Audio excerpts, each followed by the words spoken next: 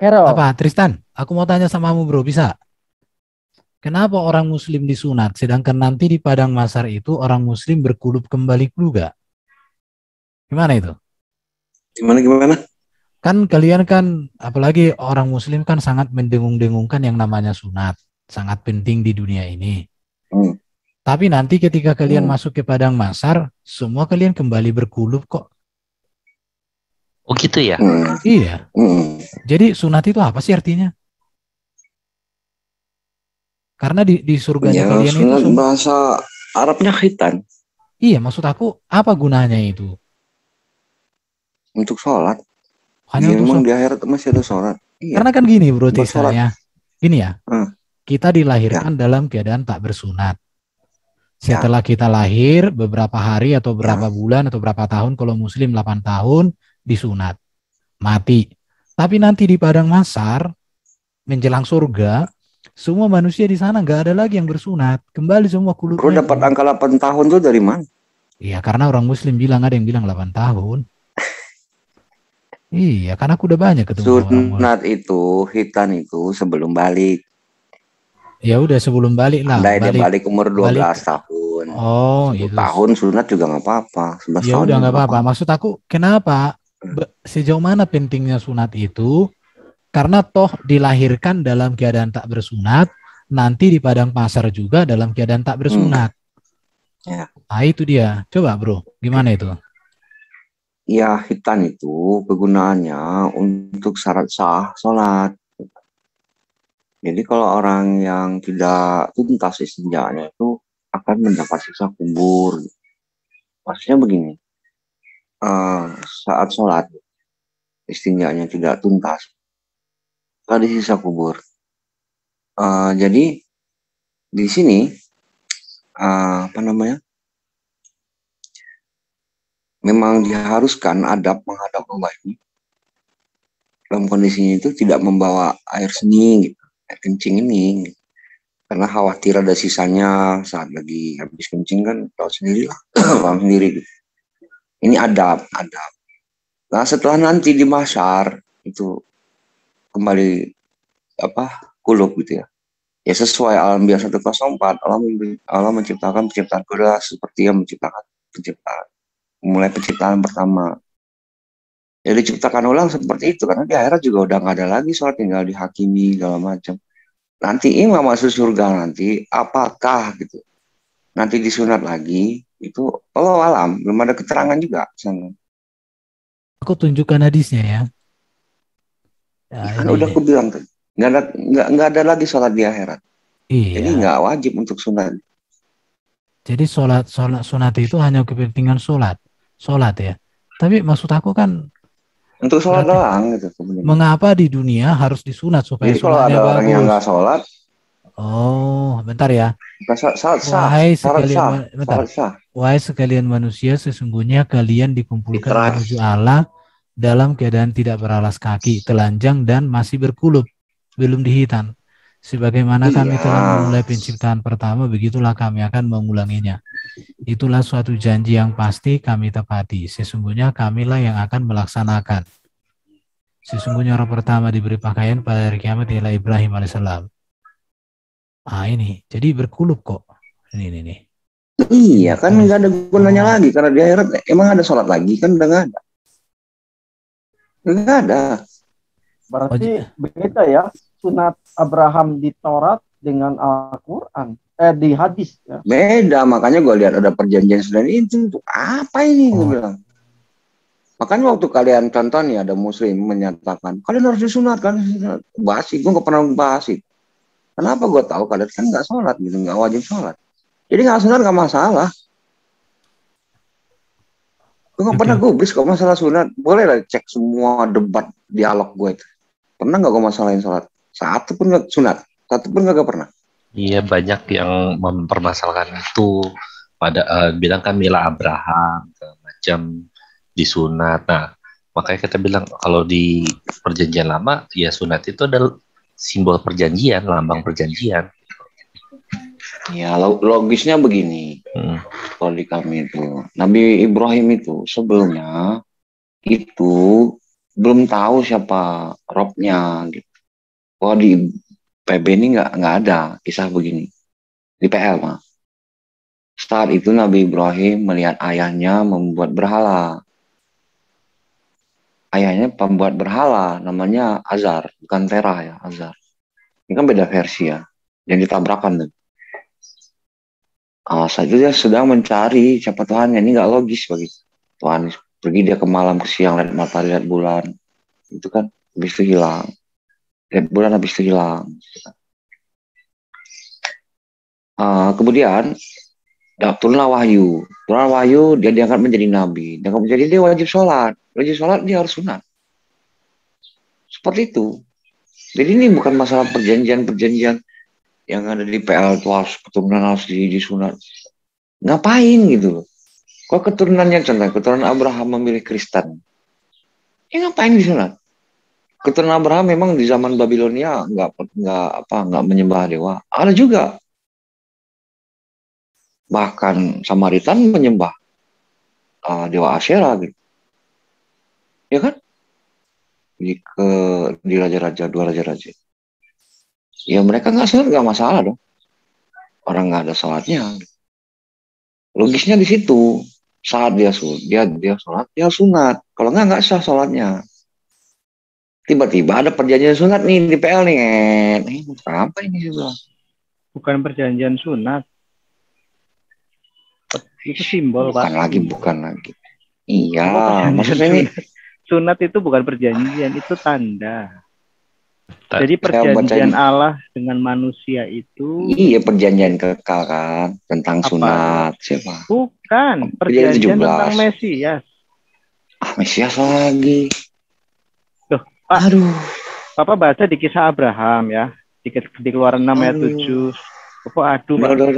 Enggak, kami lagi menjelaskan iman Kristen. Kalau Islam tidak seperti itu nggak masalah. Bukan satu-satu Pak. Ini permasalahan sunat, masalah furu'iyah, masalah syariat atau syara itu. Ini bukan masalah teologis akidah Pak. Ya nggak masalah, itu menurut Islam kan. Nanti nggak makan babi Mesias lagi dong. Enggak. Kalau sunat itu hanya sekedar untuk pemenuhan syariat atau sholat, untuk sholat itu nggak masalah, tradisi atau kalau apapun. Perjanjian kekal Bapak tapi kalau saya selesaikan sebentar, saya nggak lama-lama kok kalau ngomong. Kalau di kekristenan keluarin ayatnya deh. Enggak Pak, Bapak baca deh di Kejadian dan di Keluaran itu ya, yang kisah Abraham itu. Kejadian 12 deh. Ini mau bicara Kristen atau Islam dulu gitu ya, karena kan tadi Bapak mengatakan apa itu perjanjian dan sebagainya. Oh ya nggak masalah tuh di Islam nggak masalah, kalau mau seperti itu kita juga nggak gugat. Tetapi iman Kristen itu bicara tentang perjanjian antara Allah dan manusia. Makanya namanya nama kitabnya Perjanjian Lama dan Perjanjian Baru. Bukan perjanjian tentang hukum syariah, bukan. Itu bos.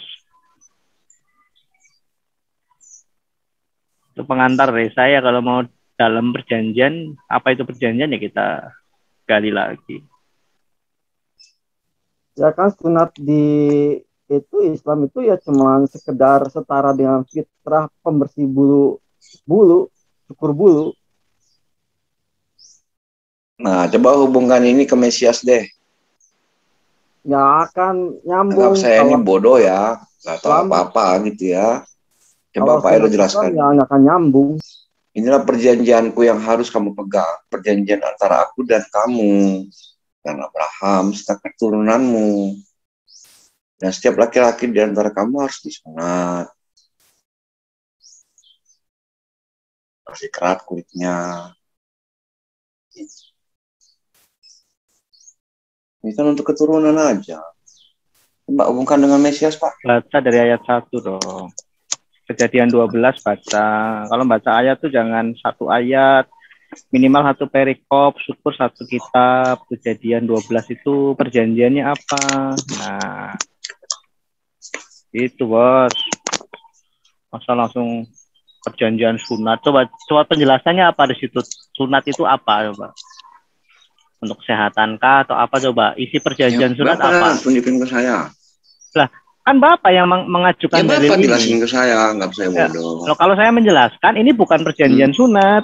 Sunat itu nama simbol Ya lah udah, ya. perjanjian apa? Perjanjian keselamatan. Baca di Kejadian 12. Baca dari atas. Baca Jadi Kejadian 12 dong. maksudnya simbol ini gimana Pak? Kayak gini. Ya udah saya screen deh, saya screen ya. Haruslah dikerat kulit khatan ini simbol. Iya, saya screen ya. Saya jelasin ya. Oke. Kan Bapak mau nanya nih. Bentar, saya buka dulu Kejadian 12. Berfirmanlah Tuhan kepada Abraham, pergilah dari negerimu dan dari sanak saudaramu dan dari rumah bapamu ini ke negeri yang akan kutunjukkan kepadamu. Nah, aku akan membuat engkau menjadi bangsa yang besar dan memberkati engkau serta membuat namamu masyhur dan engkau akan menjadi berkata. Ya. 3. Aku akan memberkati orang-orang yang memberkati engkau dan mengutuk orang-orang yang mengutuk engkau. Nah ini, dan olehmu semua kaum di muka bumi akan mendapat berkat. Jadi Kejadian 12 ayat 1 sampai 3 ini formula dari isi perjanjian itu, formula awal. Itu ya. Nah, ini perjanjiannya, Pak. Baru nanti kita bicara yang sunat gitu kan. Kapan perintah sunat itu ada? Sunat. Kejadian 17. Nah, kita baca dari awal dulu ya, Kejadian 17 ayat 1. Nah, itu LAI membantu kita memberikan judul sunat sebagai tanda. Nah, perjanjian Allah dengan Abraham. Oke. Aku akan mengadakan perjanjian antara aku dan engkau, dan aku akan membuat engkau sangat banyak. Dari pihakku inilah perjanjianku dengan engkau. Engkau akan menjadi bapa sejumlah besar bangsa. Persis dengan yang Kejadian 12. Karena itu namamu bukan lagi Abram, melainkan Abraham. Karena engkau telah kutetapkan menjadi bapa sejumlah besar bangsa. Oke, nah ini aku akan membuat keturunanmu dan sebagainya. Nah, aku akan mengadakan perjanjian antara aku dan engkau serta keturunanmu turun-temurun. Nah, supaya aku menjadi Allahmu dan Allah keturunanmu. Nah, kepadamu dan keturunanmu akan kuberikan negeri ini. Nah, sesuai dengan Kejadian 12 tadi. Ya, dan aku akan menjadi Allah mereka. Lalu firman Allah pada Abraham, dari pihakku engkau harus memegang perjanjianku turun-temurun dan seterusnya. Nah, oke, nah inilah harusnya dikerat kulit katanmu dan itulah yang akan menjadi tanda. Nah, tanda Pak, perjanjian antara aku dan kamu. Nah, itu ya. Jadi isi perjanjiannya ada di atas tuh. Sunat itu sebagai tanda. Itu Pak.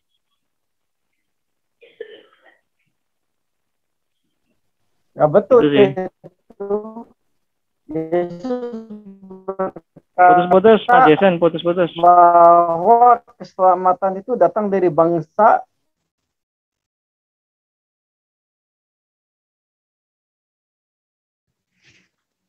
kan Yesus berkata, Pak Edo, ya, oke. Bahwa Yesus berkata keselamatan itu datang dari bangsa Yahudi.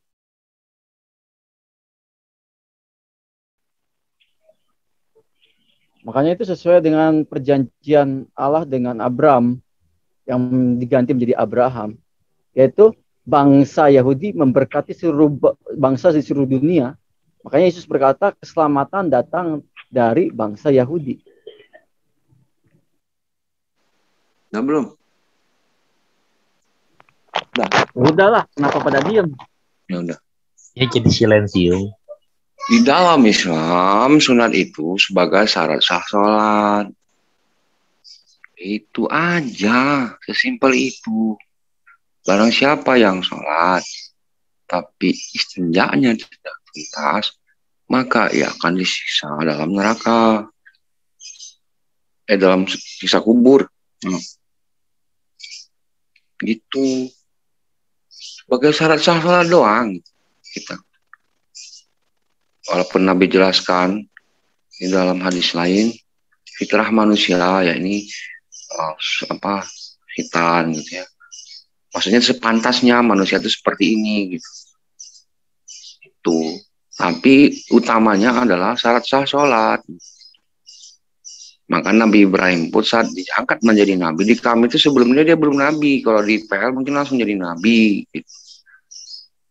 Di kami itu dia mencari dulu siapa Tuhannya. Kalau di PL dia ada hubungan dengan Melkisedek. Kan? Kalau di kami itu dia belum tahu siapa nama Tuhannya sebelumnya. Kemudian dia nyari Tuhan. Itu turun wahyu baru dia tahu siapa nama Tuhannya. Kemudian sunat itu untuk sholat. Ya sholatnya dengan sujud menyembah. Sampailah ke zaman Nabi, makanya dikatakan dia hafiz sajidin. Asy'ara ayat 219. Keturunan yang sujud. Kalau sujud tidak bersunat, ya nggak logik gitu aja. Kalau perempuan kenapa harus disunat juga? Ya sama cuy. Kan nyisakan air di sini juga di situ, pelintir itu. Perasaan enggak, jauh tempatnya. Emang pelintir itu untuk kencing bukan? Bukan. Ngaco lu. Kelintir itu untuk apa kalau bukan untuk kencing? Bukan, kencing itu di tengah. Kamu udah nikah atau belum? Apa? Belum. Ya, pantas belum nikah. Kencing itu di kelintir bukan?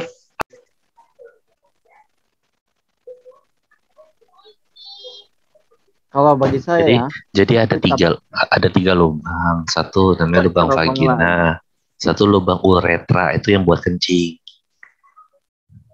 Nah, satu lagi yang buat pup. Klitoris itu di luarnya. Jadi memang nggak nyambung ya penjelasan tadi, sebenarnya tidak logis kalau dikaitkan dengan perempuan yang harus dihitan. Tapi memang kalau secara biologis ya, kalau orang laki-laki dan perempuan itu sebelum mereka itu berkembang menjadi penis atau vagina, itu memang organnya sama satu. Jadi kalau yang laki-laki jadi penis, yang perempuan itu jadi klitoris. Setahu saya sih seperti itu pas saya kuliah dulu.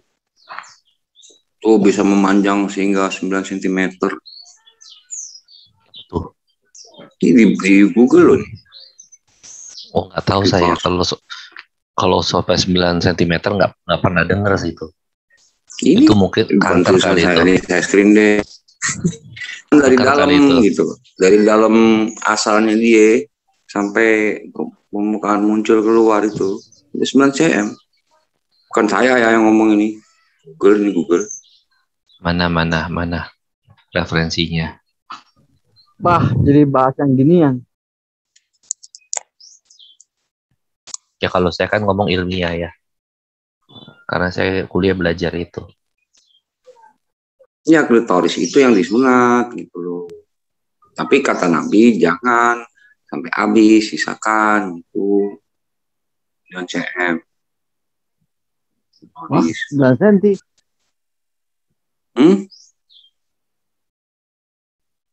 Perasaan nggak ada ya. Perempuan tuh bisa 9 cm. Itu sumbernya itu dari mana? Lu cabut ya? Ilmiah atau apa tuh? Sumbernya website apa itu? Boleh saya tahu? Ya Bapak ini aja reproduksi manusia sekaligus sama klitoris gitu aja. Setahu saya itu tempat kencingnya cewek sih namanya klitoris. Kalau di bahasa Indonesia apa itulah? Gak mungkin lah 9 cm itu panjang banget. Mana saya tahu itu maksudnya dari dalam, maksudnya dari dalam. Kok kita kan dari dalam juga panjang banget jadi tuh. Jadi itu banci dong. Dia ngukurnya dari dalam cuy. Dari batang dalam kali. Nggak ada, nggak pakai batang. Ini saya kasih linknya deh. Yang Pak Tristan baca itu untuk kolom untuk hewan kali. Ambil makan nih. Nah, Twitteris versus Mrs. P. Oh, yang itu. Nih, itu yang lihat di chat no. Sebentar saja. Wah, balik ke makna sunat lah. Oh, oke. Yalah, ngaco lah sebenarnya. Ya di kami kan hanya itu. Kalau di kalian itu masuk sana sini ya terserah lah. Cuman saya nggak memperdebatkan itu. Karena di kami itu bukan simbol kayak kalian begitu gitu. Iya, Pak. Maksudku gini loh, Pak Tristan. Betapa kayaknya kami, teologi kami gitu kan, betapa dalamnya. Alkitab tuh bukan cuma kitab sejarah gitu ya. Perjanjian baru bukan cuma kitab tafsir. Tetapi ada pewahyuan Tuhan gitu. Makanya kalau Pak Tristan baca perjanjian baru, itu para rasul tuh menjelaskan siapa Yesus dan apa hubungannya dengan yang ditulis kitab suci. Kitab suci maksudnya tanah. Nah, bukan bicara monoteisme saja yang diusung Islam kan hanya sekedar monoteisme gitu. Terus kemudian kisah-kisah Nabi, tradisi sunat, ini segala macam. Itu dia. Jadi kayak ngambang gitu. Kisah-kisah Nabi itu untuk uswatun hasanah. Jadi kekayaan kami ini dalam amal praktek. Begitu. Apa yang Nabi buat, kami buat. Nabi dakwah ke Firaun. Ya kan? Begini caranya, bikolin lain. Nabi Ibrahim dakwah ke Namrud, begini caranya. Dan didakwahkan dakwah Nabi Nuh ke anaknya, kan, begini caranya. Allah itu dakwah Nabi Ibrahim gitu kan, ke ayahnya, begini caranya. Begitu kami, Pak. Ya maksudnya didakwahkan apa, Pak? Monoteisme. Ya diajak kepada Allah. Nah. Karena saat itu Kristen nggak ada isu masalah itu, Pak.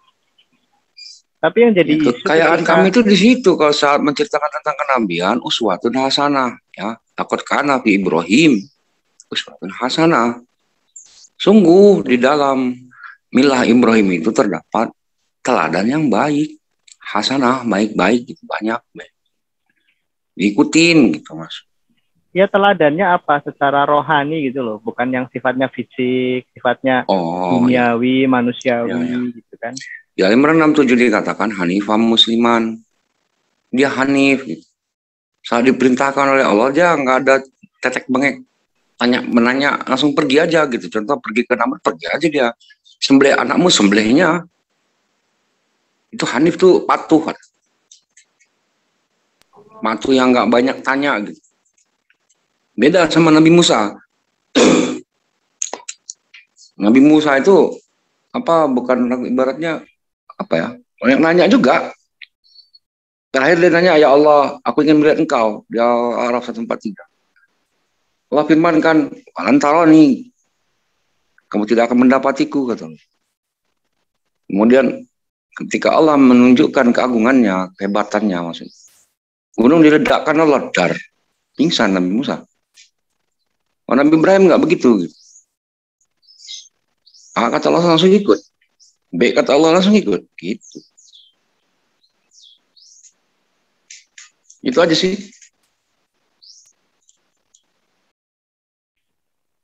Ya kan makin kelihatan ya bedanya sih. Saya juga kaget sih. Setelah masuk ke dunia apologetika gini, tahu loh.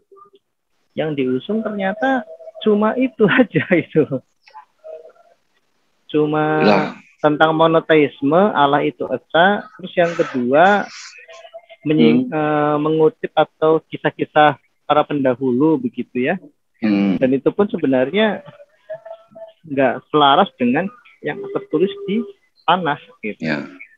Itu aja sih. Kalau di kami itu Pak, itu perjuangan mereka tuh luar biasa. Ini juga harus karena dikatakan hal dulu kemala tijarah itu minasab kali itu menabi wa rasulih wa tujahidu nabi amalikum tujahid itu berkorban diri dan hartamu, bukan harta orang lain, bukan diri orang lain, diri sendiri gitu. Bagaimana pengorbanan Ibrahim saat meninggalkan anak istrinya dakwah ke Namrud, meninggalkan anak istrinya Nabi Musa dakwah ke Firaun.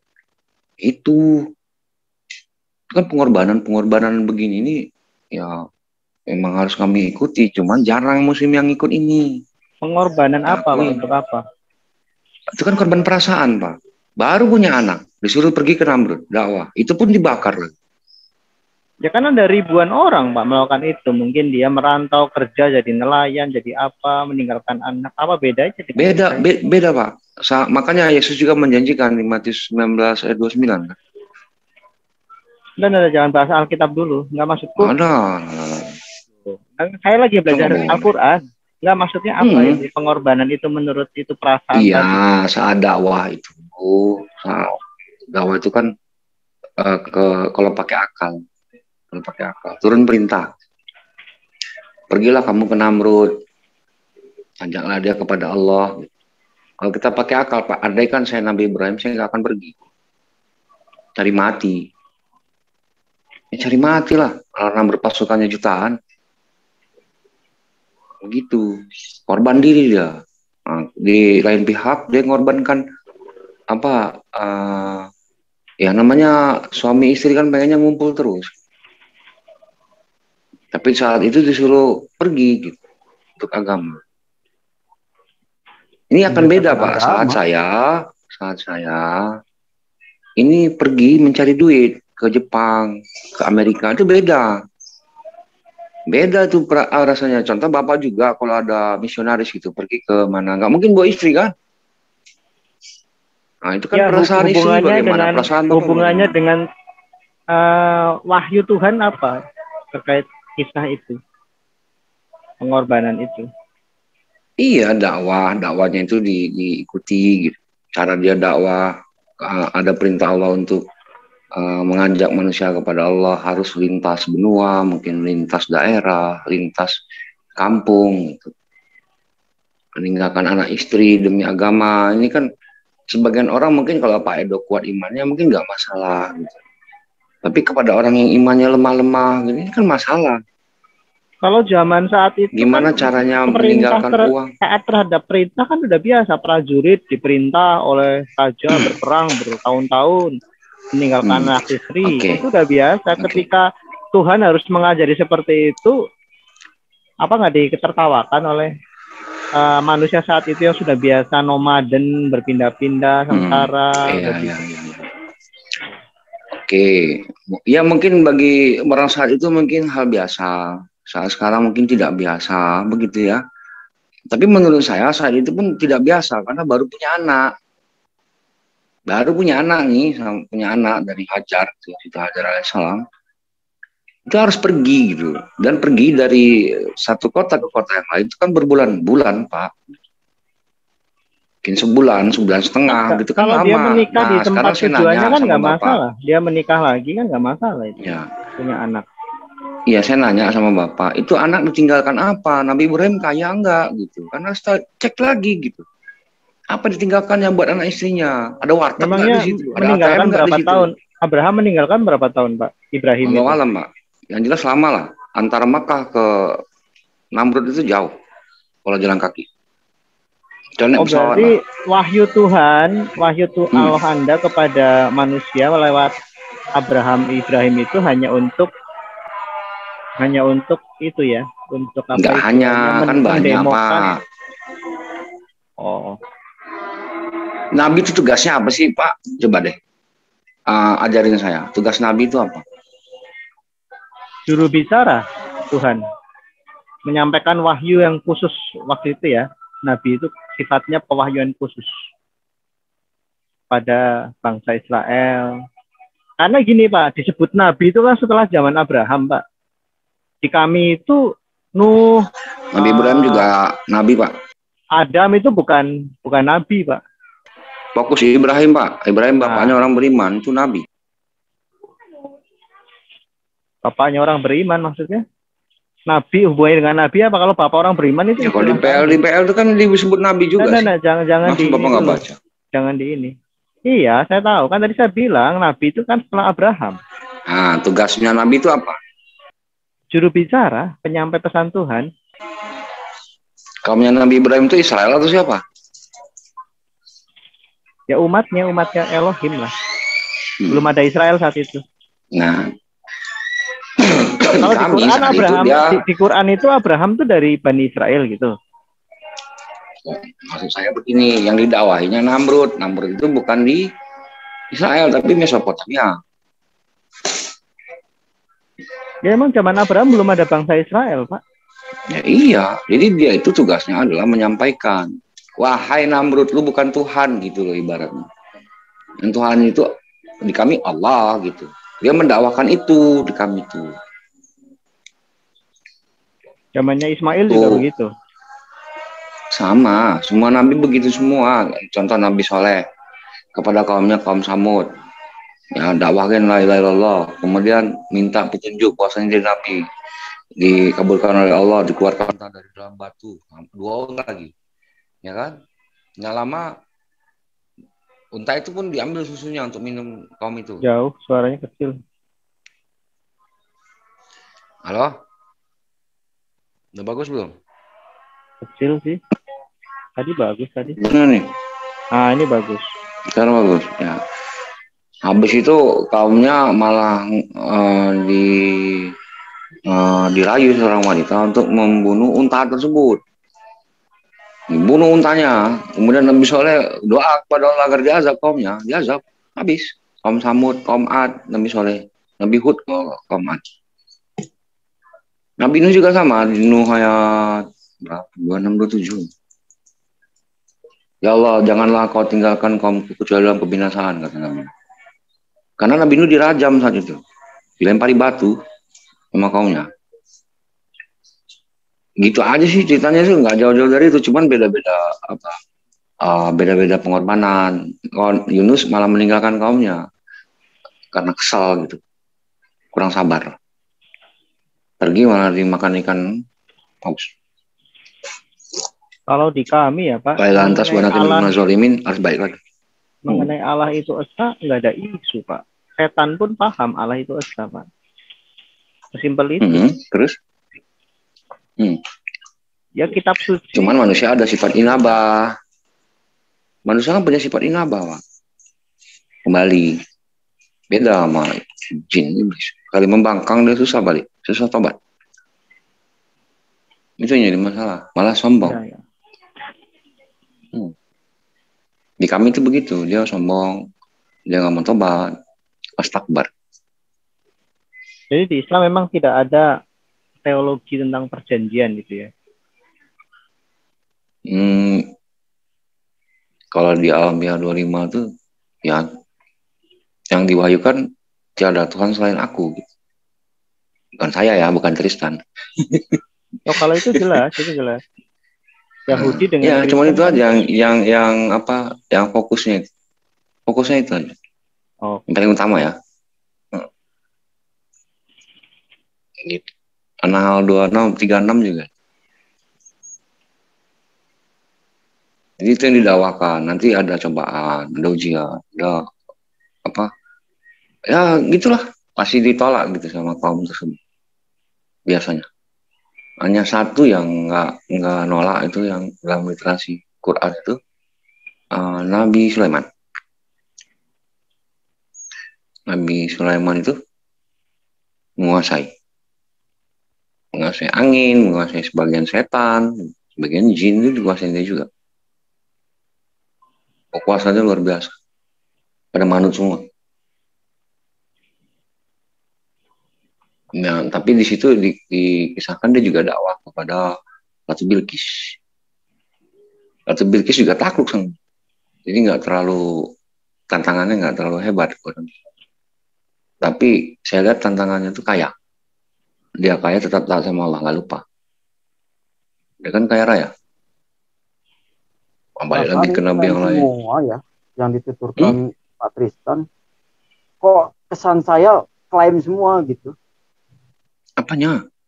Dia gini loh, nanti kan datang ujian, contoh di 2 Al-Baqarah 214. Jangan sangka engkau Tristan masuk surga kecuali sebelum datang ujian kepadamu dan seperti yang ditimpakan oleh orang-orang sebelum kamu, maksudnya nabi-nabi, syuhada, sholihin. Mereka menderita kesengsaraan, menderita penderitaan, kemudian goncangan-goncangan ujian. Lalu mereka berkata, Rasul dan orang-orang beriman berkata, kapankah datang pertolongan Allah? Sungguh pertolongan Allah sangat dekat. Hari ini saya kalau dicoba, saya nggak punya duit, yang saya ingat apa? ATM.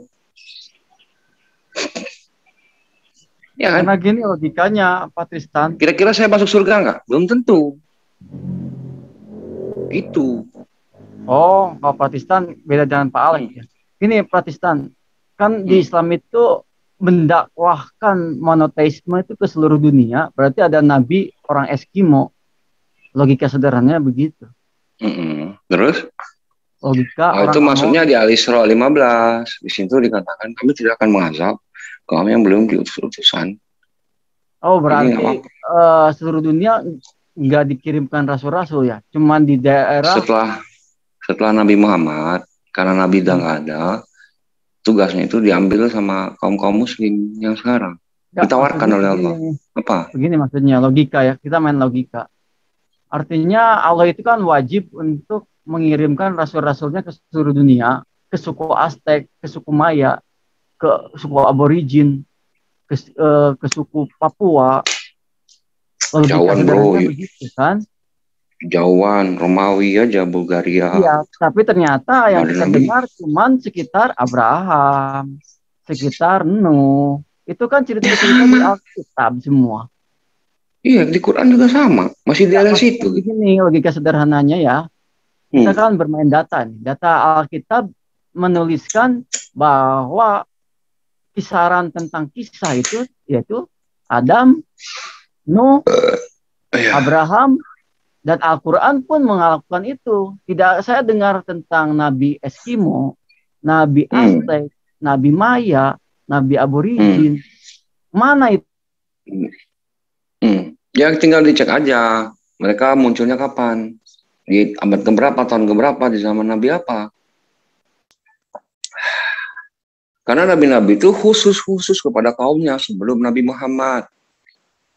Kalau kalian kan sebelum Yesus. Kalau kami sebelum Nabi Muhammad itu belum dikirim ke bangsa-bangsa. Kalau kalian kan Matius 28:19. Bahkanlah Injil ke segala makhluk, kan itu kan. Dan baptislah mereka dan nama Bapa dan Roh Kudus. Sabar dulu, di Islam pun ada. Dalam 107. 510. Gitu. Oh, jadi memang Islam sudah disebarkan umur dulu Adam, sebelum Nabi Muhammad Adam sudah disebarkan ke seluruh dunia. Tapi saya tidak pernah mendengar ada namanya agama Islam di suku Aztec, di suku Maya, Aborigin. Tidak ada satupun prasasti atau apapun yang menulis. Nggak ada memang. Memang khusus kepada satu kaum, satu nabi satu kaum sebelumnya. Iya, maksudnya kita kan bicara memang nggak, kami nggak dengar juga, bro. Terus masalahnya di mana? Ketika iman kita itu harus teruji secara peradaban. Karena Alkitab itu sudah membuktikan bahwa peradaban itu mendukung apa yang ditulis oleh Alkitab. Jadi bukan hanya sekedar klaim. Kami iman itu bukan iman klaim. Kalau iman klaim itu namanya iman Lia Eden. Mana sih iman klaim? Bingung ada pasukan alien. Itu harus percaya. Iman klaim itu apa sih iman klaim? Ya, iman klaim itu tanpa data, tanpa bukti historis, tanpa bukti arkeologis. Beriman aja. Apa yang dikatakan oleh Eden, dia harus imani itu umatnya. Sekarang gue nanya sama lo, arkeologisnya kaum Ad ada nggak? Kaum Samud ada? Ada, sampai Musa ada. Kristenan mah penelitiannya udah. Bahkan kami mengatakan di Quran, wahai Haman, bakarlah tanah liat itu dan bangunlah bangunan yang tinggi. Agar aku bisa melihat Tuhannya Musa. Pak, kan Anda 700 tahun lebih akhir dari kami. Iya, Pak. Cuman akurat. Kalau mau membandingkan tuh data yang sejaman, misalnya gini ya, kekristenan abad 1, Islam abad 1. Islam mengklaim seperti ini, Kristen mengklaim seperti ini, kita uji.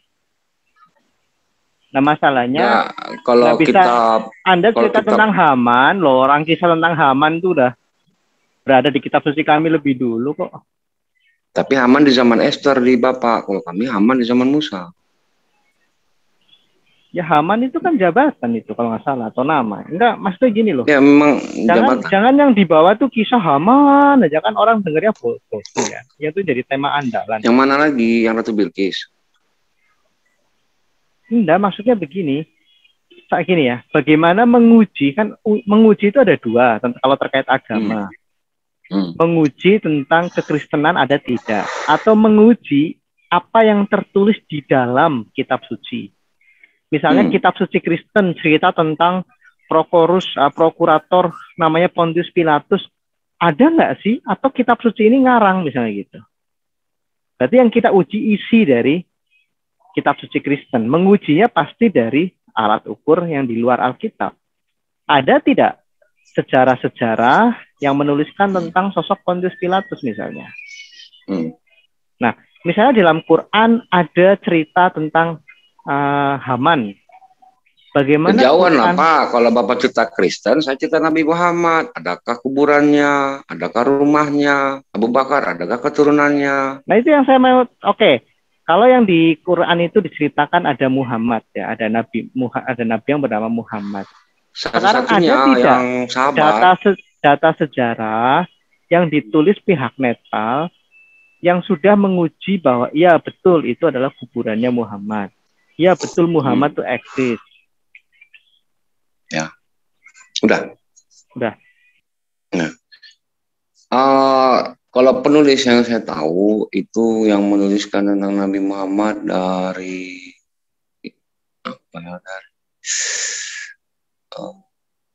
Turki ya, ada Turki satu, Surya Kencana Turki satu lagi dari sejarawan Yaman.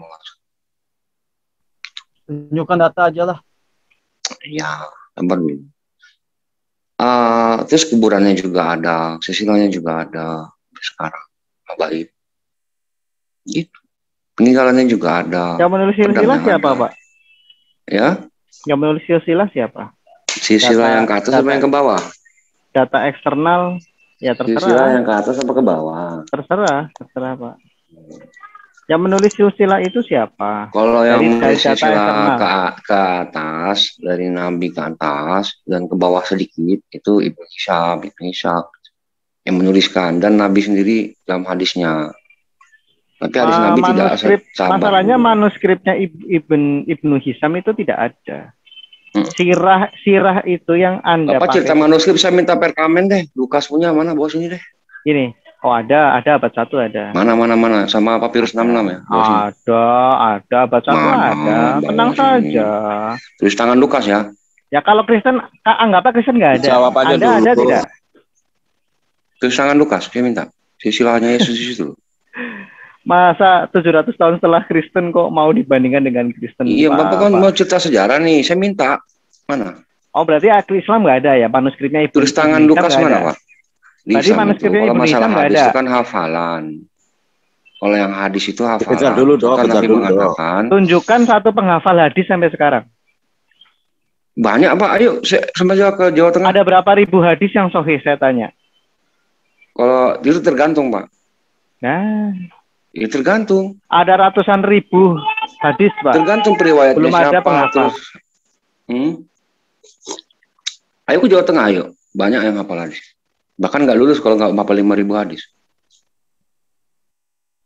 Kalau tentang surah merajam dan surah menyusui anak dewasa kok tidak bisa itu lagi. Maksudnya begini, ketika klaim Muslim kenapa apokrif Nabi TV Dembet Om Mary nggak masuk dijadikan kanon?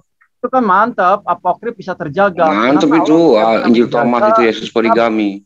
Maksudnya kitab Taurat kan klaimnya Allah mengklaim bahwa ia tidak bisa menjaga kitabnya, sedangkan apokrif saja bisa terjaga.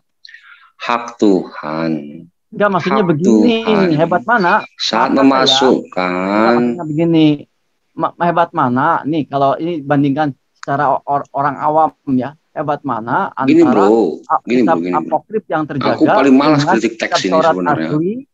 Yang milik Allah. Aku paling malas kritik teks ini. Mau dilanjutin nggak? Ya lanjutin lah, ini kan penting juga buat pengetahuan. Ini kan kita belajar tentang pengetahuan ya, bukan untuk siapa menang kalah. Kita belajar tentang Quran itu dibacakan saat sholat. Sampai sekarang itu aja isinya. Oke, sekarang tentang klaim tentang penghafal Al-Quran. Yang saya tahu di hadis itu bahwa ada yang dajin yang memakan surah menyusui anak dewasa dan juga rajam. Kenapa tidak ditulis Ya. ulang? Jikalau Sekarang itu saya memang tanya, mengapanya dihafal. dimakan rayap nggak? Dimakan kambing nggak yang hafal? Enggak, maksudnya kalau memang dihafal ya, klaim dihafal itu kan harus diuji ya. Iya, Betul enggak? Quran Memang itu kan Al-Quran bukan itu berdasarkan dihafal. tulisan, Tapi tapi buktinya, hafalan. Kalau tulisannya hilang, contoh nih misal, ya berarti bukan enggak Bismillahirrahmanirrahim. Alif klaim lam mim zalika menghafal kitabul itu la raiba enggak fihi hudan betul. lil muttaqin. Allazina hum min ghaibihim yu'minuna wa salatu wa mimma razaqnahum yunfiqun. Wallazina unzila bima unzila laka wa unzila min qablika wa bil akhirati hum yuqinun. Ulaika ala hudan min rabbihim wa ulaika humul muflihun. Itu surah apa itu? Allazina kafaru sawaa'un 'alaihim a anzartahum am lam tunzirhum la yu'minun. Katamallahu ala qulubihim wa ala sam'ihim wa ala Oh, absarihim tentang ghishawatun wa lahum bacaan. adzabun adzim. Maksudnya gini, Istan tentang surah menyusui Wa anak minan nasi ma yaqulu dewasa. amanna billahi wa yawmil mu'minin. Khalidun ala wallazina amanu ma yaqduna ila anfusihim ma yasurun.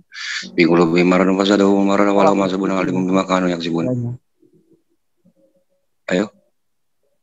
Bro, habisin aja tuh Quran di dunia ini. Enggak, maksudnya begini ya. Aku boleh tanya Gua apa? dulu nggak? Ya, Jadi jangan lu pakai hadis-hadis gitu, bro. Bro. Lu bilang jangan kritik teks. Kita bahas yang lain agak sunat tadi. Ya, Enak gitu aku mau tanya Tristan. Ya. Bukannya semua satu nabi itu akan diutus sebagai kaumnya atau tadi? Iya. Ya. Sebelum Nabi Muhammad ya. Iya. Sebelum Nabi Muhammad. Jadi kenapa Ibrahim, Ismail, Ishak kok di satu kaum? Beda kaum kok. Nabi Ibrahim kaumnya beda. Oh ya. Musa, Kalau Bani Ismail Harun. kabilah apa lupa saya? Jurhum. Hah? Musa, Harun, Israel. Daud, Salomo, Sulaiman. Kenapa hampir 25 nabi ini hanya 4 atau 5 yang memang nggak dikategorikan Bani Israel? Contoh Adam, Nuh, Nabi Ibrahim Idris. bukan, Idris bukan, Nuh bukan, Ada? Soleh bukan, Hud bukan, Su'aib bukan. Abraham juga belum masuk tanah Israel, bukan orang Israel. Baru ini Dia juga. orang Hampir semua sih, bro. Domba. Tapi dia akan dijanjikan. Bro, domba cuman Domba. 14 orang yang Bani Israel, bro. Sisanya Domba. bukan di Bani Enggak. Israel. Oh ya? Bukan. Para nabi di dalam kitab PL itu diutus tidak hanya untuk Bani Israel. Bileam juga bukan Bani Israel. Kenapa saya katakan begitu? Karena ada banyak bangsa-bangsa lain yang disebut dengan proselit yang mengikuti budaya orang Yahudi. Contoh seperti Het. Het itu kan kepala Henok aja pasukan Daud itu kan bukan orang Yahudi. Itu orang lain. Bahkan orang Edom, orang Ammon ada kok yang masuk dalam keyakinan Yahudi itu. Jadi kalau dikatakan bahwa Nabi PL itu diutus untuk Bani Israel itu salah besar. Karena nggak ngerti Alkitab aja. Tapi kalau para nabi itu dipilih dari umat Israel untuk bangsa-bangsa lain, ya. Tapi kalau hanya untuk bangsa Israel, itu salah. Bisa dibuktikan kok banyak sejarahnya orang-orang non-Yahudi atau non-Israel yang percaya kepada keyakinan Yahudi. Termasuk Ratu Sheba yang datang dari Afrika itu bukan orang Yahudi. Tapi akhirnya mereka kan percaya. Dan itulah yang menjadi cikal bakal orang Yahudi ada di Afrika. Dan itu pernah dipulangkan oleh orang Yahudi. Walaupun tidak dipulangkan semuanya. Karena ada pertimbangan. Karena kulitnya agak hitam katanya itu. Itu bisa dilacak sejarahnya. Nah itu. Jadi orang Muslim mengatakan Nabi PL itu hanya untuk orang Yahudi. Itu salah besar. Tidak sesuai dengan fakta sejarah itu. Mantap. Jadi gini tentang Nabi. Kalau memang Muslim percaya bahwa Nabi itu diutus untuk kaumnya, kenapa dari 25 nabi ini kebanyakan di Israel? Kenapa di Ethiopia nggak ada, di Afrika nggak ada, di Mesir nggak ada, atau di sekeliling Israel itu nggak ada, atau di Arab, atau di Irak, di Iran? Tapi kenapa dari rata-rata anggaplah ya, kalau aku lihat di 25, memang nggak apa lah, anggaplah ada tadi berapa separohnya ya? Kenapa separohnya? Itu di anak Israel. Dan kayak contoh tadi aku bilang ya, Nabi Ibrahim melahirkan Ishak, Ismail, gitu. ya di kaum situ. Ishak ya kaum itu. Yakub, Yusuf, Daud. Dalam di Daud itu ada Nabi siapa namanya? Saul, siapa? Nathan, Samuel. Nah, kenapa mayoritas yang 25 nabi itu ada di kita itu aja? Kok nggak di kaum-kaum yang lain? Ada apa? Ya kan?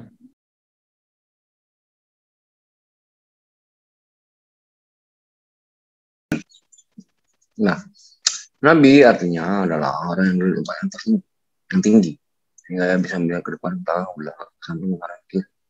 Disebut nubuat.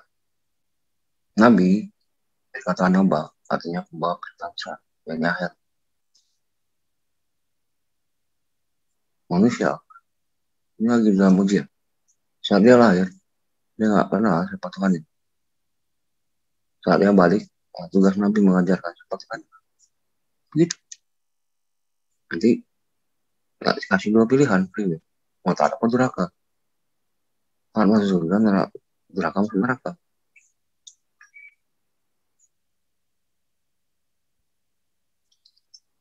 Ya kan, simpel gitu aja kok hidup ini. Berarti daerah-daerah yang sekitar Israel nggak dapat nabi dia ya? Kalau di kami, padahal nggak jauh-jauh banget. Iya. Ya menurut saya ya nggak dapat. Cuman ya Bani Israel kekhususan juga mereka itu di apa namanya ditugaskan oleh Tuhan itu. Di kami ya, kata Nabi Isa. Kalau Isa bin Maryam ya Bani Israel ini Rasulullah lakum musaddiqan lima baina yadayhi wa min at-Taurat wa mubasysira bi rasulin ya'ti min ba'di ismuhu Ahmad. Walamma ja'a bil bayyinat qalu hadza sihrun mubin. Di sini dikatakan ketika ya Isanya kepada Bani Israel. Jadi bukan kepada bangsa lain.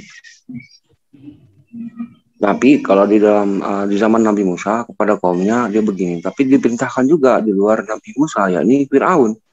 Diperintahkan mendakwahkan juga ke Firaun saat itu.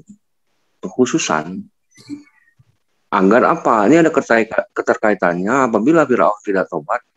Di bawahnya ini kan orang-orang Israel sedang diperbudak oleh Firaun gitu. Tapi gini, kalau tentang Musa dengan Firaun logikanya, bukannya Nabi itu diutus untuk kaumnya. Emang kaumnya Musa ini Mesir apa kaum Israel? Udah saya bilang tadi keterkaitan. Kalau seandainya Firaun tidak tobat, yang hancur siapa? Israel bukan? Bukan kaumnya. Masih. Gini, tunggu. Kan bukan kaumnya Musa. Kaumnya Musa apa? Israel. Gini. Sebetulnya apa? Langsung Exodus saja gitu. Ya. Langsung Exodus gitu. Allah mengutus satu nabi ke Mesir. Pinter. Karena kaumnya. Kalau Musa ngomong sama Mesir, bukan kaumnya. Pantas si Firaun nggak peduli karena bukan kaumku. Logikanya gitu. Siapa yang disampaikan kalimat itu? Diajak untuk tobat. Berhenti mengatakan dirimu Tuhan, wahai Firaun. Firaun saat itu sangat kejam, Firaun yang di zaman Musa. Jadi keterkaitannya adalah apabila dia nggak tobat, itu di bawahnya tetap Israel, bos. Kristen, di mana dalam kitab Taurat Musa, kamu kan banyak menghafal ayat nih ya, Kristen. Di mana dalam kitab Taurat Musa, Firaun ngaku sebagai Tuhan. Itu kan Musa, Taurat Musa yang mana? Kamu kan banyak menghafal ayat ya.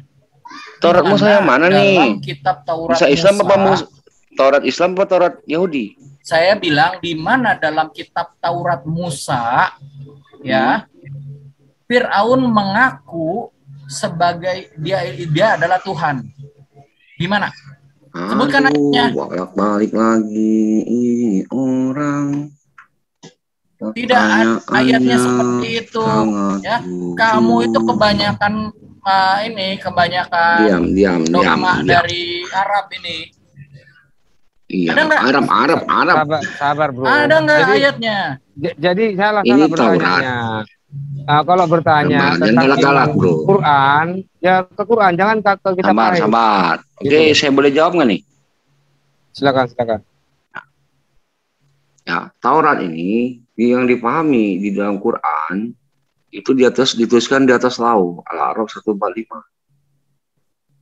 Ini Tristan, di dalam kamu PL kan banyak menghafal lau ayat. ya. Kalau kamu debat sama saya sering diam dulu dong. Sering kok boleh ngomong kan nih? Kalau nggak boleh ngomong gue mute deh.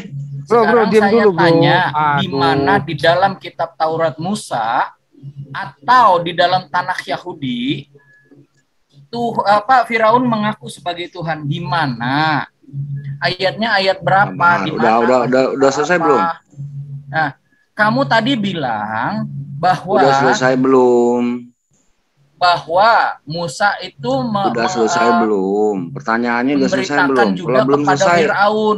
Kamu baca di dalam Keluaran 14 ayat 4, firman Tuhan ini ya, Sefer Elishemot mengatakan ya pasal 14 ayat 4 ya, aku akan mengeraskan hati Firaun ya. Tuhan berketetapan untuk mengeraskan hati Firaun, bukan Musa itu untuk memberitakan kepada Firaun. Nggak ada itu. Udah belum? Kamu itu kalau ketemu faktanya bahwa di dalam kitab Taurat Musa nggak ada dongeng-dongeng seperti Arabmu itu. Kita adu ya. Oke. Di Keluaran 31:18 dituliskan di atas batu. Kalau tanya sama Muslim, mana launya? Kami nggak tahu. Saya tanya sama Yahudi, mana batunya? Mana? Oke, saya jawab ya. Dua loh batu itu kan dongeng aja lu. Bukan, dua loh batu itu kan ditaruh di tabut perjanjian. Tapi salinan dari dua loh batu itu kan salinan. Aku nggak percaya, aku minta batunya. Iya. Sekarang sampai hari ini orang Yahudi belum menemukan, tetapi ada juga John White mengatakan tabut perjanjian sudah ditemukan, tetapi masih dirahasiakan. Kamu bisa cari di video dia bahwa tabut perjanjian itu ditemukan dan di atas tabut itu ada percikan darah Yesus, karena itu ditemukan persis di bawah di mana Yesus disalibkan. Dan menurut kronologi daripada penelitiannya, ketika terjadi gempa bumi waktu Yesus disalib, maka bukit itu terbelah dan termasuk penutup tabut itu juga terbelah. Jadi itu sudah ditemukan. Ada penemuannya John White ya namanya. Di situ. Jadi Tristan mungkin perlu diupdate data-data tentang arkeologi. Arkeologi itu belum dipublis karena kalau itu sudah diketemukan, maka orang Yahudi akan membangun bait Allah dan masih dipertimbangkan karena itu pasti akan mengakibatkan perang besar. Itu pertimbangannya. Mungkin bro belum pernah membaca, silakan baca lagi. Itu aja. Jadi bro mengatakan tidak ada karena memang bro yang tidak mengetahui. Tapi kami tahu itu ada. Oke, itu aja. Umat Yahudi bukan pembohong, pendusta. Apalagi keluarga Masorah ya. Masorah dan itu kami ini sama-sama nggak punya lauk. Dia nggak punya batunya. Maksudnya begini. Artinya ini pewahyuan. Bukan, sudah ditemukan tabut perjanjian. Maksudnya begini, di dalamnya ada dua loh batu. Begini, apa tulisannya pakai bahasa apa tuh dua loh batu? Silakan. Ya, nanti kamu pergi Paleo Hebrew. Cari nanti yang namanya John White, seorang penggali, seorang arkeolog yang memang dia memberikan hidupnya untuk hal itu. Dan dia sudah mengatakan ada kesaksiannya, ada YouTube-nya. Cuman secara detail belum dipublish. Ini kejutan besar ini, loh batu ditemukan. Bukan kejutan besar. Iya, itu sudah ditemukan. Iyalah. Begini, sama Israel kok. Begini, kalau orangnya ya IQ 90 cukup lah, paham ya. Kalau IQ kurang dari 90 ya kayak begini. Ya, orang Israel mendapatkan tanpa begini, kalau orang berbicara ya kamu jangan potong dulu. Saya mengatakan kepada orang yang ber-IQ 90 ya, 90 ke atas. Kalau ke bawah nggak akan paham. Karena begini, orang Yahudi menuliskan 10 hukum itu dengan kehati-hatian, ketakutan yang tinggi. Ya, dituliskan di dalam kitab Torah. Itu adalah salinan dari 2 loh batu. Masa yang gini aja nggak paham?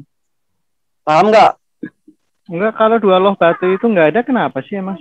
Iya, kan Ya udah ada udah, salinannya makanya kitab Torah. Masa nggak paham? IQ dia kan kurang dari 90. Ayo dong. Baru gini ya. Mengatakan di mana dituliskan di dalam Torah bahwa IQ dia dirinya kurang. sebagai Tuhan, kan gitu. Iya, di mana? Di mana? Toratnya kan nggak ada, Dek. Taurat itu kamu mau tahu? Sekarang saya mau nanya, Taurat kalian punya Taurat nggak kalian ini? Oh, Oke, jelas. sebentar. Tristan ini Oke, mungkin mana lohnya? Kamu kan biasa Loh Bentar, batunya Bro Ceri. mana? begini tentang loh batu. 2 loh batu itu sudah disalin, ya. Sudah ada salinannya. Mana aslinya? Sekarang, Salinan aslinya mana? kamu jangan berusaha mengalihkan dari topik. Kemarin lu Di nunjukin mana? ini. Ayatnya di mana? Kan kamu banyak menghafal ayat nih ya. Kamu Lu banyak nunjukin, menghafal ayat kan nih masalah kan. penghafalnya. Tristan. Ini yang lu Di nunjukin dulu mana? nih. Kamu Gua masih kan inget tadi banget. bilang Gila, bahwa Firaun ngaku dia itu Bang. adalah Tuhan. Di mana dituliskan itu? Coba tunjukkan. Lu nunjukin Akan ada. ini dulu kan Tunjukkan ke gua. dulu, nggak usah banyak keluar kamu. Lu nunjukin ini kan ke gua dulu. Tristan, Ingat nggak? gua nggak ngomongin itu. Sabar, Gua sabar, nanya. Tadi kan lu yang sendiri bilang ya, Tristan. Ini apa nih? Tristan, Ini apa nih? Tristan. Tadi yang bilang emangnya gue tanya Musa, itu kan tertulis Musa di Quran. diperintahkan. Musa kan tadi lu bilang ya. Musa diperintahkan ini? untuk Nah, ini yang lu tunjukin dulu nih. Ini apa? Ini kan lu nunjukin. Gua dulu nggak nih. bahas itu. Paham nggak lu? Sabar Pak. Gua nggak bahas Pak. itu. Sabar Pak Sari, karena Pak Tristan gini, kami yang undang sebentar. Pak. Ini Sabar. the desk is Jadi the gini, desk is Tristan. scroll. Tristan, Yang lu kamu tunjuk- paham nggak yang dibahas Bentar. apa? Yang kamu Ini omongin salinan apa? Torah ya, Bro. Kamu kan tadi Salinan bilang Torah. Musa diperintahkan untuk memberitahukan kepada Firaun karena Bentar. Firaun ngakunya dia sebagai Tuhan.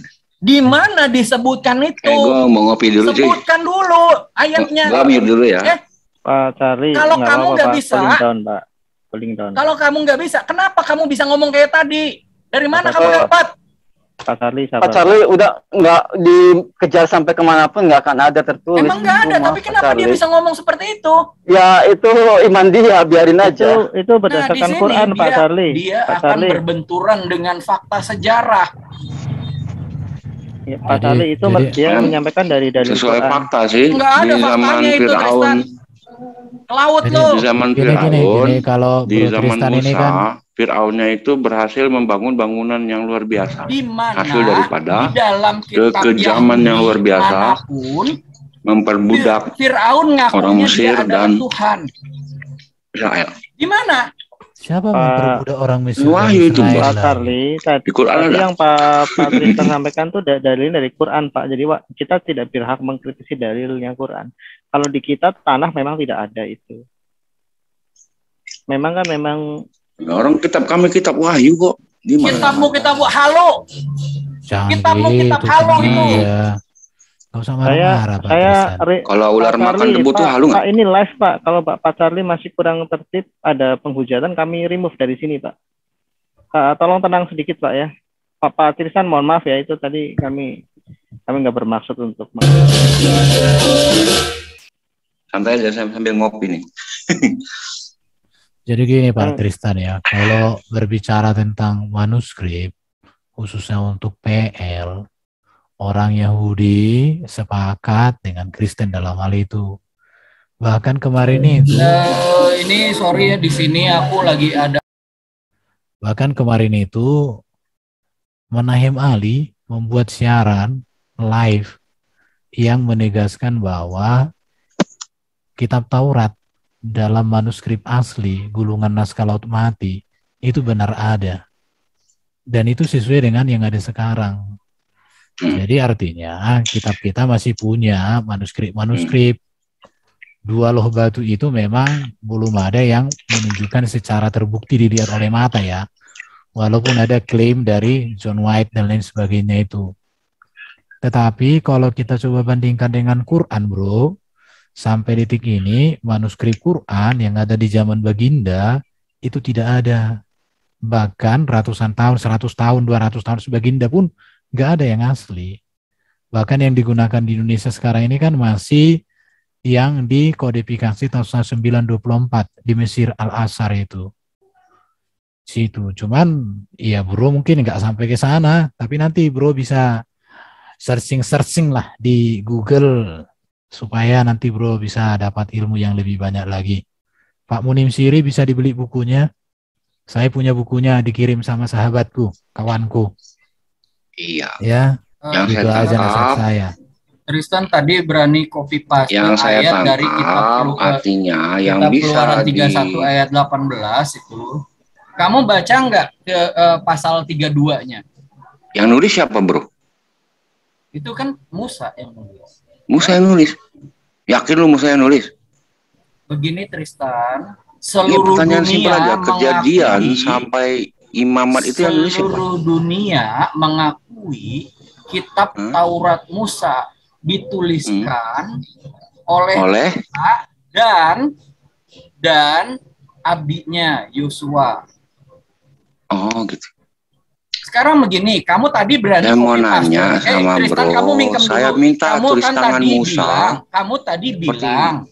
Kamu tadi bilang kan, ya, kamu tadi berani copy paste ayat itu dicoret-coret di layar. Ini Keluaran tulisannya. 31 ayat 18 tentang dua loh batu. Kamu baca nggak di pasal 32 bahwa dua loh batu itu hancur dibanting siapa, sama bro? Musa. Ini tulis Hancur tangannya siapa dibanting nih? sama Musa. Ini tulis tangannya siapa?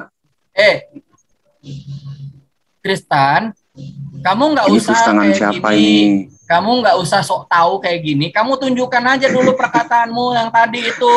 Dasarmu dari mana? Di mana di dalam kitab Taurat Musa, kitab tanah Yahudi, bahwa Firaun panggil aja mengaku Yahudinya ke sebagai sini deh, biar Tuhan. berdebat sama Di gua. mana? Nggak ada itu, mencret kamu. Enggak, panggil aja siapa kayak Yahudi supaya sini lah biar Nggak debat usah sama sok gua. tahu kamu ngajarin gua. Iya, suruh panggil Yahudi, jangan lu. Lu kan Kristen.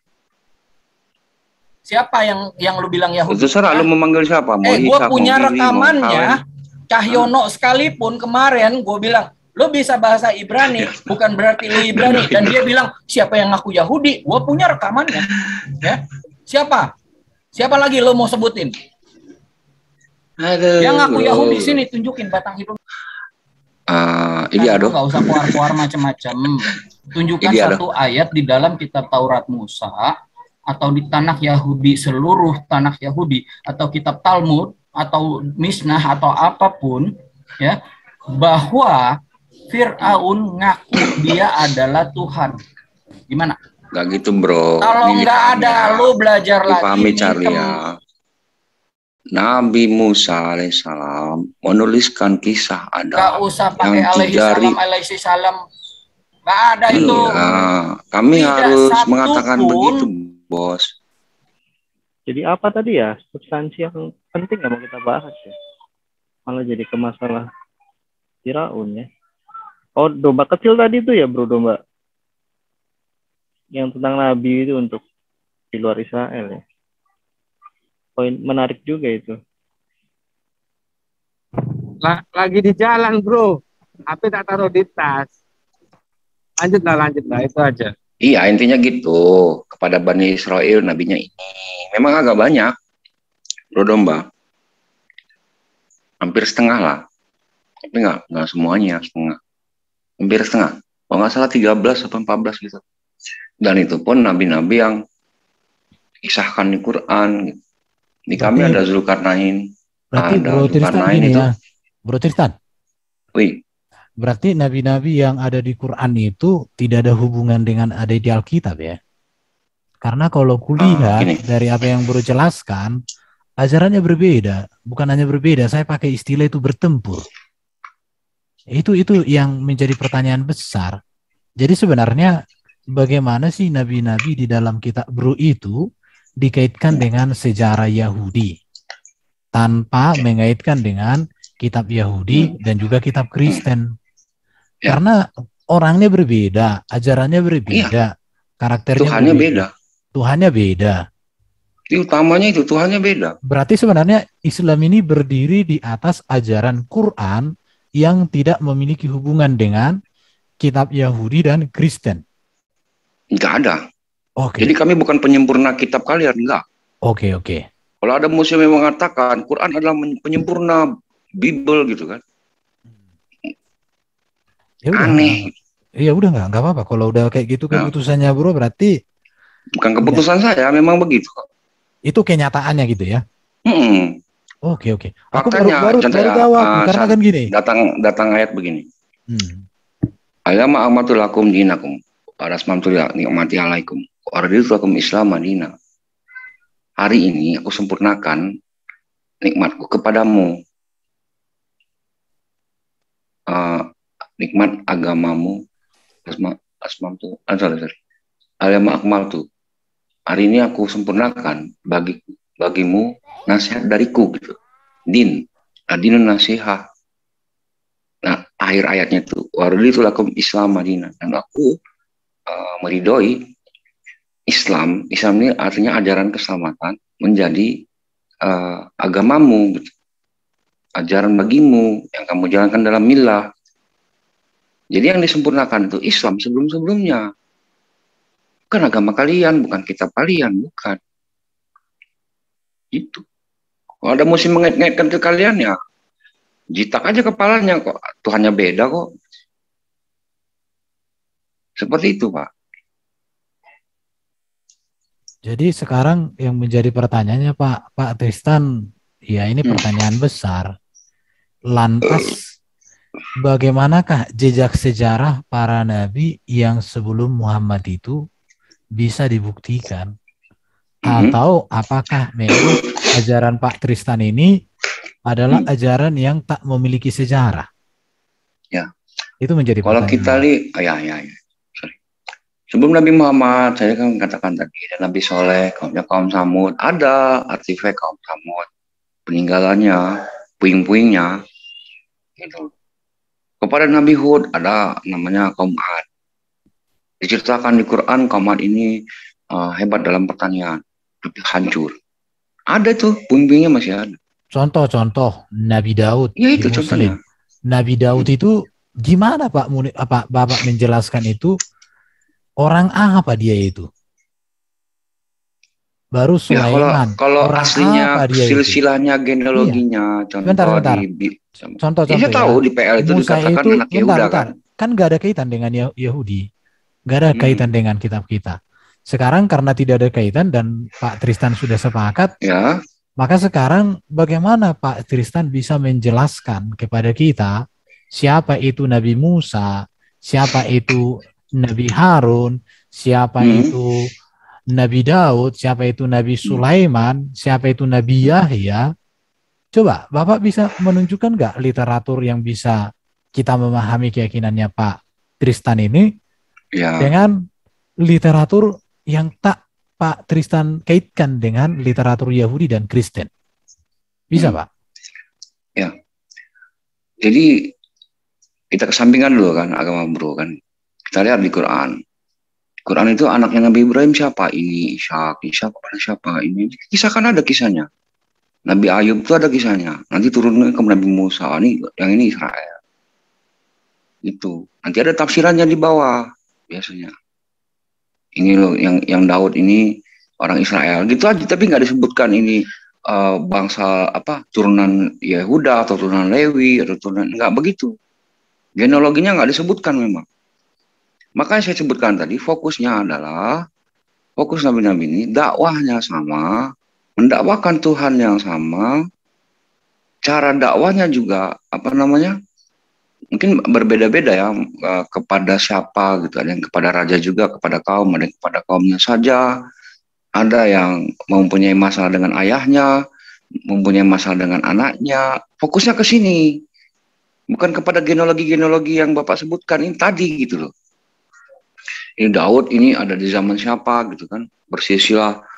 Nggak ada jelaskan di Quran. Saya kasih satu contoh ayat ya di Al-Baqarah. Katakanlah kami beriman. Ya, karena Pak Tristan bilang memang tidak ada kaitan Quran dengan kitab Taurat, kitab Zabur, dan kitab Injil yang dipunya oleh Kristen dan Yahudi, maka menurut saya tidak ada lagi yang bisa didialogkan lintas agama. Lebih bagus ibaratnya. Enggak begitu kalau dialog. Ini kan beda lagi, Pak. Iya. Saat kan, orang contoh nih, kemarin ada tema Yesus, apakah Yesus 100% manusia, 100% Tuhan menurut Bible dan menurut Quran? Itu ada kemarin debatnya pendeta itu. Tapi kan konteksnya pendeta sekarang yang kita bahas bukan itu. Ini contoh satu ayat ya. Nah, kalau Pak Tristan mau bahas itu boleh kita bikin sesi kedua. Iya, memang kalau dalam penjalanan agama masing-masing, kami nggak ada kaitan dengan Yahudi dan Kristen. Yang benar. Tapi saat terjadi dialog, karena agama kita semua agama misi, Yahudi misi, Kristen misi, Islam misi, maka akan ada terjadi dialog saat kait mengait dan memaknai nabi yang akan dijadikan tema. Contoh Nabi Musa, contoh Nabi Isa atau Yesus. Masih ketemu di situ. Sekarang pertanyaan saya gini. Sekarang saya masuk kepada pertanyaan. Berikan kepada kami dan berikan kepada Ibrahim, Ismail, Ishak, ini anaknya. Yakub anaknya lagi dan anak cucunya. Musa dan Isa, dan kepada apa yang diberikan kepada nabi-nabi. Kisah Alkitab. Bukan. Ini jangan bilang, kan tadi Bapak itu sudah katakan ini tidak ada kaitan dengan kitab Taurat Yahudi dan Kristen. Pertanyaan saya begini. Itu pernyataan yang salah. Iya, itu kita akui aja, nggak usah diprotes. Dia udah jujur kok. Salah. Pak Tristan ini kan Islam yang berbeda dari Islam. Iya, jadi kita hargai. Pak Tristan, kalau Yahudi itu bukan agama misi, Pak. Yang agama misi. Yahudi agama misi, Pak. Bukan. Misi, Pak. Waduh. Pak. Misi itu maksudnya kan ingin menularkan gitu kan ya. Enggak, ya Yahudi itu agama misi, Pak. Panggilan Yahudi agak susah. Cuman iya. Yahudi itu agama misi itu kita Kristen Islam. Kalau Yahudi itu agama tribal, agama suku dia. Kalau di Indonesia tuh kayak Sunda Wiwitan kayak gitu. Panggilan agama Yahudi, berarti Pak Romualdo ini pun kurang memahami panggilan Ibrahim, panggilan Israel. Pak Romo mungkin perlu baca itu Kejadian 12 itu, Pak. Olehmu semua bangsa di muka bumi akan mendapat berkat. Itu yang pertama. Yang kedua, ketika Salomo membangun bait Allah, apa yang dikatakan? Rumah doa bagi segala bangsa. Itulah sebabnya makanya Yesus marah di bait Allah ketika pelataran bangsa-bangsa digunakan menjadi bait tempat jual beli. Jadi sebenarnya Israel itu kepada bangsa-bangsa, hukum kepada Israel bangsa-bangsa. itu berkat untuk bangsa-bangsa, Pak Romo. Iya, nanti kita bahas deh. Iya, nanti kita bahas lah. Isu yang menarik ini sebenarnya. Iya, bisa kita bahas itu. Cuman begini. Sebentar, saya mau tanya samamu. Oke. Apa nanya? Ketika nabimu disuruh oleh Allah SWT atau Allah Subhanahu wa taala mengatakan kalau ada keraguan padamu bertanyalah kamu kepada ahli kitab, kepada orang mana itu? Orang Sabiin dan yang telah membaca kitab sebelummu. Pertanyaan saya, siapakah kelompok ini? Kelompok apa? Ya kelompok yang saya sebutkan tadi, ahli kitab, baru orang Yahudi dan orang Sabiin. Siapa itu? Saya katakan berbeda. Itu Yunus 894. Siapa itu ahli kitab itu? Dulu. Maka jadi perhatikan kata jika di sini. Jika engkau Muhammad berada dalam keraguan-raguan tentang apa yang kami turunkan kepadamu, maka tanyakanlah kepada orang yang membaca kitab sebelummu. Maksudnya nasibnya. Ada itu ahli kitab baru Sabiin dan telah membacakan kitab sebelummu. Oke. Jadi kenapa siapa itu? Sabar bos. Ini gua harus pelan-pelan ini jelasinnya. Iya. Siapa itu? Dikatakan di Quran sebelum Nabi Muhammad semua agama itu Islam. Mau dia Nabi Musa, Nabi Isa, Nabi Yakub, Nabi semua itu Islam. Oke. Yang ayat sebelum 94 ini ayat 84. Terus ahli kitab yang sebelum Muhammad itu apakah Pak, Islam juga? Kan kamu lari kemana-mana. Yang saya tanya itu langsung. Nggak lari aja. nih. Siapa itu yang ahli kitab itu? Ahli kitab. Kalau di sini kan membaca ya. Bukan ahli kitab, membaca kitab. Ada kok dikatakan ahli kitab. Sebentar. Nah, iya. Ahli kitab itu ahli artinya ahlun, artinya keturunan. Masa ahli kitab ahlun keturunan? Ya ahlun itu asli katanya ahlun, bos. Oke. Ahlul kitab itu bisa banyak makna ya, bisa penetapan, bisa ajaran gitu, setelah dihafalkan di hati gitu, kemudian disampaikan hasil, kemudian ya ada yang dituliskan, itu tetap kitab juga. Ahli kitab itu yang pernah diturunkan kitab. Begitu. Nah, setelah diturunkan kitab, contoh Pak Eben, kita ini sama-sama satu bangsa Indonesia, diturunkan Nabi, contohnya Nabi Aldo. Nah, Nabi Aldo ini diturunkan kitab gitu, diberikan satu ajaran. Iya, siapa? Ini kan saya analogika dulu. Iya, nggak usah pakai analogi. Aku mau tahu siapa. Siapanya ya dari Bani Israel, Pak. Oke. Tapi tadi kamu bilang nggak ada hubungan Islam dengan Bani Israel. Gimana sih? Bukan nggak ada Islam sama Bani Israel. Islam sama agama Yahudi, Pak. Islam sama agama Kristen. Kita tadi masalah agama yang kita bicara. Israel itu agamanya apa sih? Israel itu ada banyak, Pak. Bisa Kristen, bisa Islam, bisa Judaism. Bahkan ada yang Buddha kok. Apakah sudah ada orang Yahudi pada zaman Quran yang beragama Islam? Adakah orang Yahudi yang beragama Islam sebelum Muhammad? Sebelum Muhammad nggak ada. Iya, kenapa ayat mereka dikatakan sabar dulu. Saya kenapa bicara, ayat belum ini selesai. Dikatakan? Kamu bilang tadi belum selesai saya bicara. Masalahnya udah banyak kali kamu ngomong. Saya tanya, jangan dipotong dulu lah. Ya udah, kau jelaskanlah siapa ahli kitab itu. Astagfirullahaladzim. Sebelum Nabi Muhammad, pra Muhammad SAW, mereka sudah tidak Islam lagi. Sebelumnya mereka Islam tuh, dia punya moyangnya. Saat itu mereka udah nggak Islam lagi. Siapa nggak Islam lagi? Emang Islam kapan ada? Saya punya dalil Al-Imran 67. Nabi Ibrahim Hanifan Musliman. Bapak punya nggak? Muslim dengan Islam kan beda, bro. Secara isim fa'il memang beda. Enggak. Kalau Muslim itu orangnya. Muslim itu orangnya. Iya, oke, itu netral. Tapi Islam itu agama. Islam bukan Muslim. Muslim beda dengan Islam. Nah, sabar. Nah, itu. Jadi itu yang saya tanya samamu. Kapan ada agama Islam? Kalau Muslim oke, semua orang Muslim, saya juga Muslim, tapi nggak Islam. Saya jelasin boleh berapa menit nih? 1 menit, setengah menit. Yang penting kau dijelaskan aja. Iya, ya udah berapa menit nih? Berapa detik? Ditanya aku lari ke jet. Enggak, ini enggak jet ke M ini, enggak MPL. Kalau aku kasih waktu 5 menit. Sebentar, dialog seperti ini setengah menit aja. Setengah menit boleh, setengah menit. Boleh ya? Yang jadi masalah Pak Tristan memanage waktunya lah. Jawabannya jangan panjang-panjang kira-kira gitu. Enggak panjang insya Allah.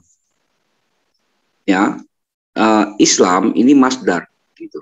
Masdar dari kata salam, ya, aslama atau istaslama atau salim. Salim begini. Masdarnya atau isim kata majmuk atau isim istiqaq mustaq itu kata asal usul yang punya akar kata disebut masdar, itu masdarnya Islam.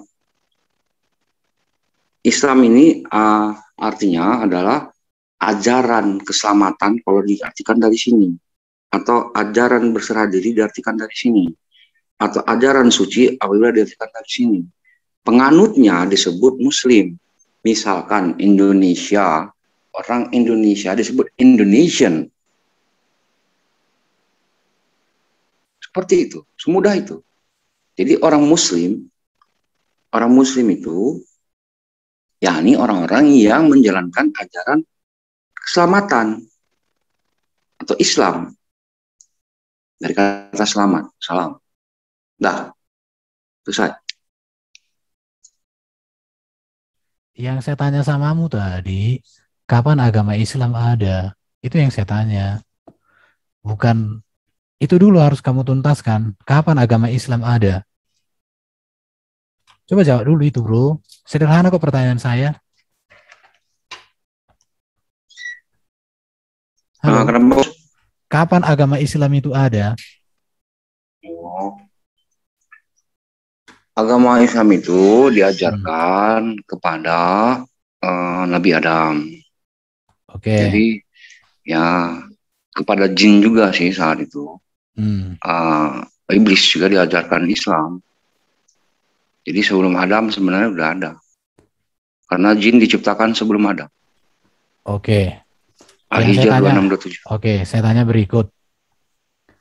Terus selama ribuan tahun mulai dari Adam sampai Muhammad, apa yang menjadi kitab daripada orang Islam itu? Oke.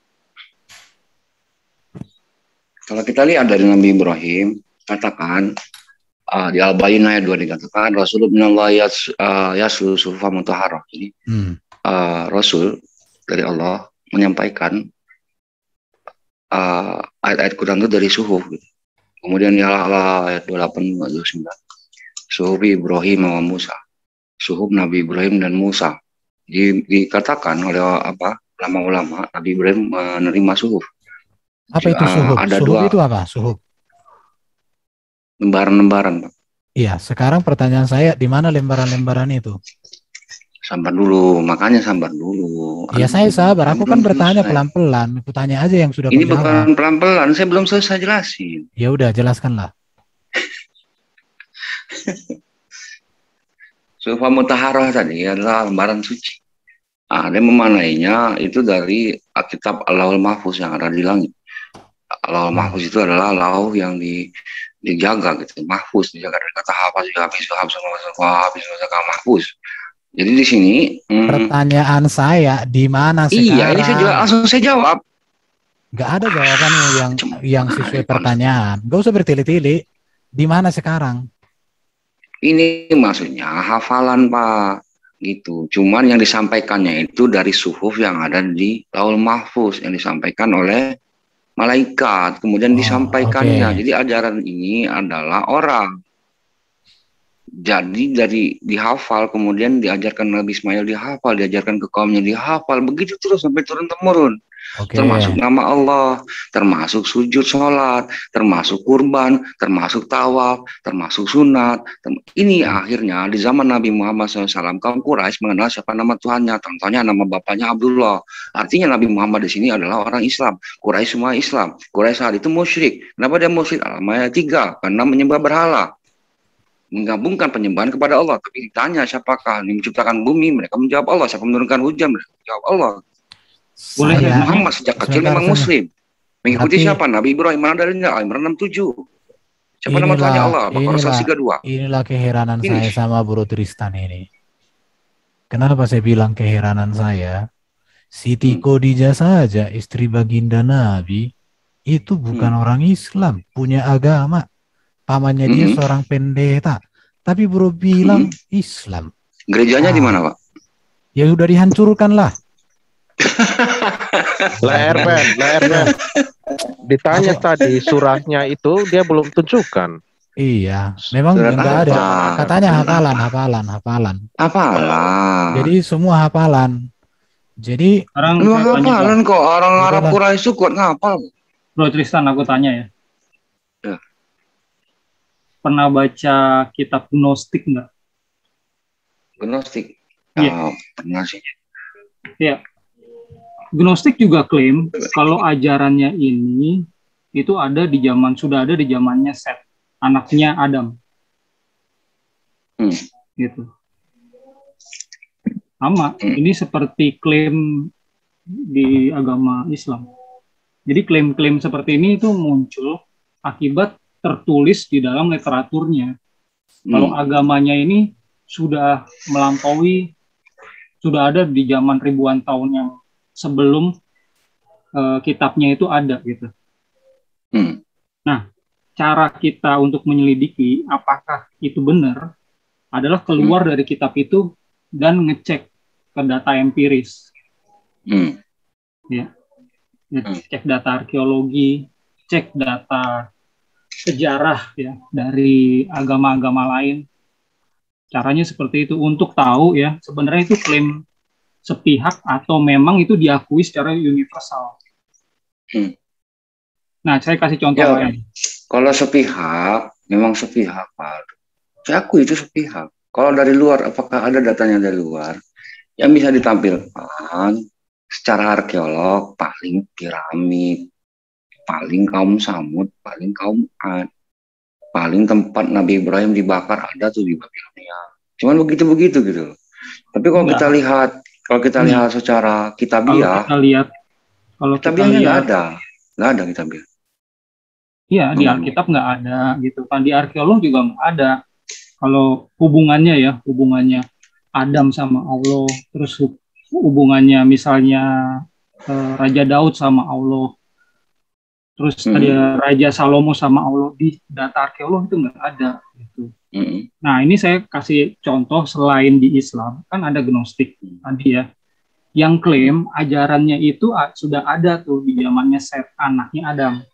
Lalu ada klaim lagi, ya saya kasih contoh lagi nih, klaim sepihak, ya internal, yaitu dari kaum Kabalah.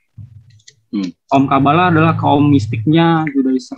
Nah, ini juga klaim ya, kalau ajaran Kabalah ini itu sudah ada di zamannya Abraham, gitu. Nah, klaim-klaim Kabalah mirip Eseni itu ya? Ya, beda. Kaum yang mirip-mirip begitulah ibaratnya, kaum rohani spiritual. Ya, kaum mistik ya. Kalau kaum Kabalah itu kan baru muncul setelah terjadi perang Yahudi Romawi yang kedua. Lalu Yahudi kalah, mereka banyak menghindar dari kota-kota Yerusalem supaya mereka nggak dibunuh. Mereka masuk ke gua-gua. Nah, ada salah seorang rabi, saya lupa namanya, masuk ke gua itu bertahun-tahun. Nah, disitulah dia itu mencatat kitab namanya Zohar. Jadi itu kitab itu baru ada ya di abad 2, abad 3 Masehi. Nah, pengikutnya yang membaca itu, jadi karena membaca, mereka klaim gitu, kalau ajaran ini itu sudah ada di zamannya Abraham. Terus patria Yahudi, Israel juga sudah meyakini ini gitu. Nah, ini mirip gitu. Seperti yang diklaim sama Islam, sudah ada sejak zamannya Adam. Gnostik juga gitu. Gnostik lebih tua daripada si Kabalah ini. Gnostik itu adanya di abad 1, di ujung abad 1, sudah ada. Kaum Gnostik, kitab-kitabnya ada. Kalau Mas Ristan baca ya, Nag Hammadi, Library, nah itu kitab-kitabnya itu ada di situ. Nah, jadi klaim seperti ini itu kita mesti cek lah ya.